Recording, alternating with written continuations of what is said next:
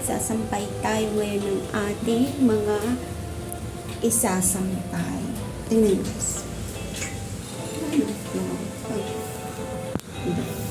Wala ka lang mong gagawin. Ayan. Magsampay tayo ng ating come on.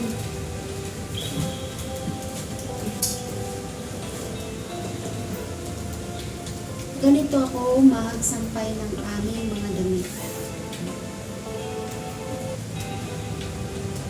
Kailangan nakaano yung guys. Kasi para na hindi siya masyado kumprot pag pinaplansya niyo siya. Nilalagay ko siya kagad sa dryer para na pagkatapos ano ba naman yun? Pagkatapos ay atin siya ihahanga. Ang mga kabog, hindi na natin po yan i-dryer kasi masisira yan. Kailangan ay naka-hanger lang yung mga kabog. Alam niyo na yan kung walang kabog.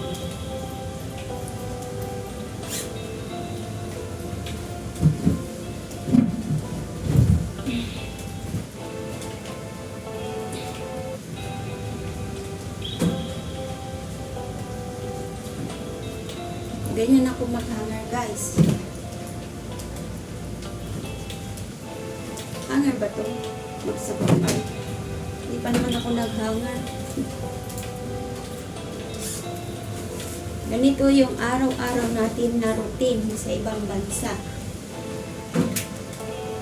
Magkuskus ng kubita, mag-grocery, maglaba, maglinis ng bahay, para at end of the month ay may sasahurin ka.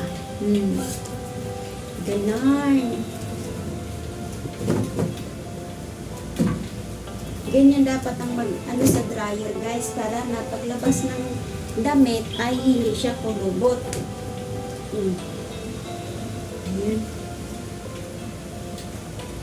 Para straight pa rin siya kasi pag plinansya mo, hindi naman siya pinaplansya.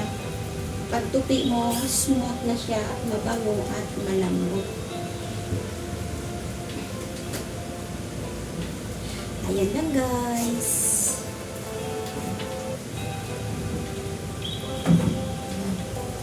Kailangan paikutin natin yan ng 2 hours. Ang ikot niyan ay 2 hours. Ang ikot niyan ay 2 hours. Papakita ko lang sa inyo kung paano ako naglalaba, nagda-dryer ng mga damit.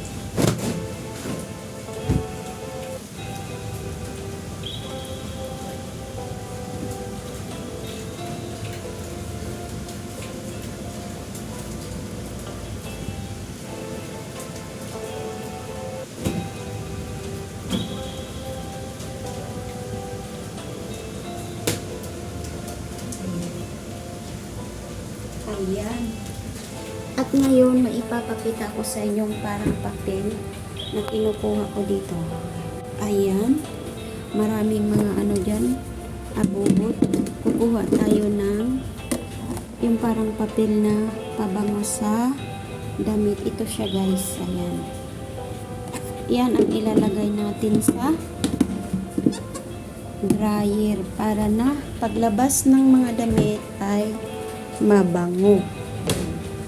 Ayan siya, yung dalawa yan. Ayan, at ilalagay natin yun siya dyan sa loob ng dryer.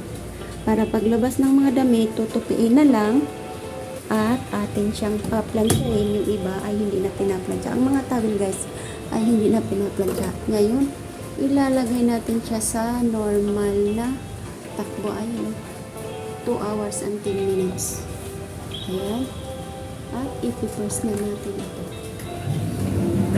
Diba? Tumatakbo na siya. Parang hinahabol lang yung diwa mo. Ganun. At magsasampay na tayo ng mga damit. Wala ako ng hanger. Ayan. Kasi iba dito yung pag-ano ng mga damit. Kung sa atin, ang pag-hanger ay ganyan. Hindi dapat guys, ang pag-hanger ay hindi dapat dinadaan dito yung hanger. Kasi ito, maglaki ba, lumaki yung liig niya. So, kailangan dito tayo sa baba lumaan. Kailangan malinis yung katawan yung para na yung bahon mo hindi dumikit sa damit. Ayan, ganyan lang ito guys. Kasi kung dito nyo idadaan, luluwang yung liig. Kaya hindi yan siya pwede na idaan sa ulo ng damit natin. Pero itong mga palda, okay lang. Ayan. Para na hindi lumaki ang liig at ganun pa rin, masikip pa rin pag isinuot siya. Parang virgin lang yun guys. Ganun. Guys, kailangan ng diskarte para mabilis kang magtrabaho. Para mabilis yung trabaho mo, mag-diskarte ka, gumising ka ng maaga kahit ang schedule mo ay 7 o'clock pa. So, gisingan mo siya ng maaga para makatapos ka rin ng maaga. Basta hindi lang masilan yung amo mo na paulit-ulitin ka ng trabaho sa isang araw. Dati kasi, ang sabi ng amo ko, bakit isang beses lang daw ako naglilinis sa isang araw? Sabi ko, isa lang naman talaga, isang beses lang naman talaga naglilinis. Basta malinis na, malinis na. Basta makapagwalis ako. Ano, ulit lang. Sinukuha ko lang ito. Ayaw magpakuha eh. Sabi ko, kunin ko lang.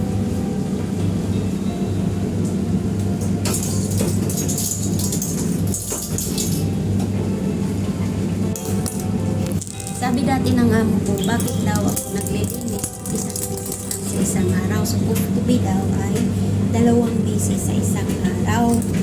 Sabi ko naman, hindi pwede. Sabi ko ako na yung nagsabi. Sabi ko, kapag naglinis na ako sa umaga, means naglinis na ako.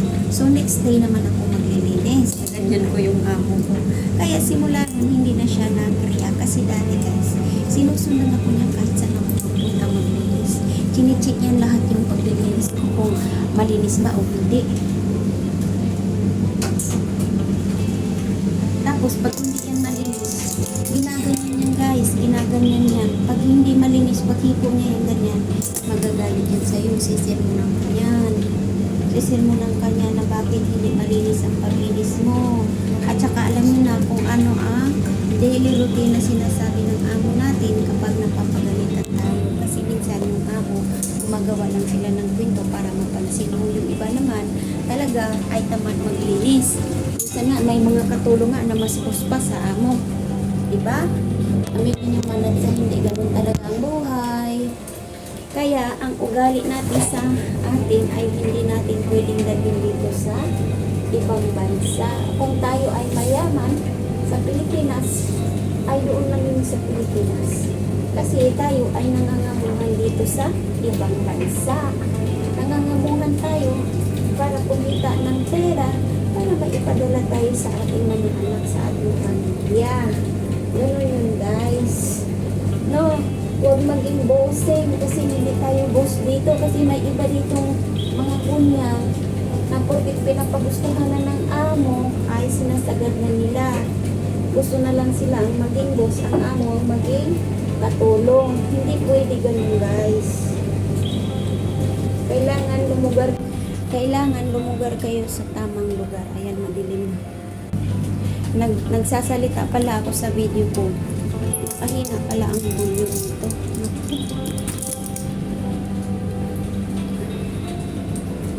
Kaya kailangan lumugar tayo sa lugar natin na hindi tayo maging boss sa amo natin. Tayo na nga ang kunyang, tayo pang magiging boss ay hindi naman po pwede yun. Guys.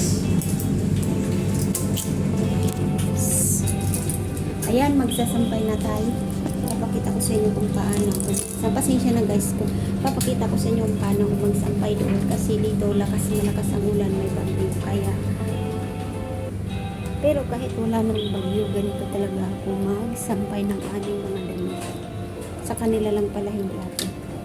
Kasi iba naman yung mga damit. Ang damit ko kasi minsan hinahalo ko sa damit nila pag naglalaba, pag lalo na pag inaabot ako ng katamaran ko. Ganito ko guys. Medyo kasi may pagka ganyan na. Minsan kasi may mga oras tayo na tinutupak. Hindi naman lahat ng oras, puro tayo happy life lang. Good mood lang, positive mindset lang. Minsan kasi dumadating talaga yung oras na ano tayo, buryong. Ganyan ako magsampay ng ating mga damit. Ganyan guys. Simple lang naman natin.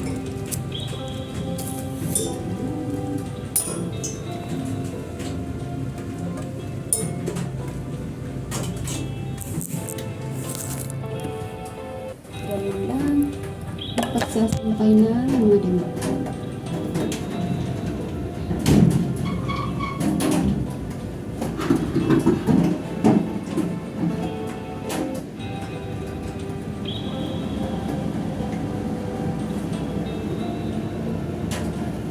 Ayan. At ngayon ay tapos na tayo magsampay ng mga damit. At kapag si Kunyang ay nasa loob ng bahay, ay nagsisipag-sipagan yan. Pero pag si Kunyang ay nasa labas ng bahay at oras ng kanyang day off, ay parang Ray na yan. Nagrarampa kung saan-saan. Ito siya guys, tingnan nyo.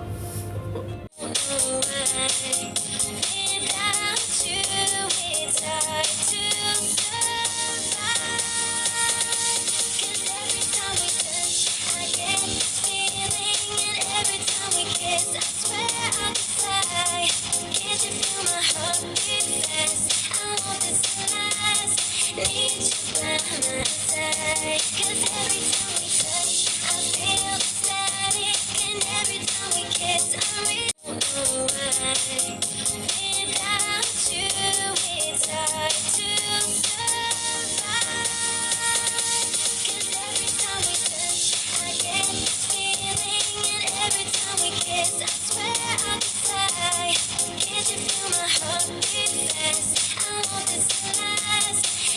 you by my side, 'cause every time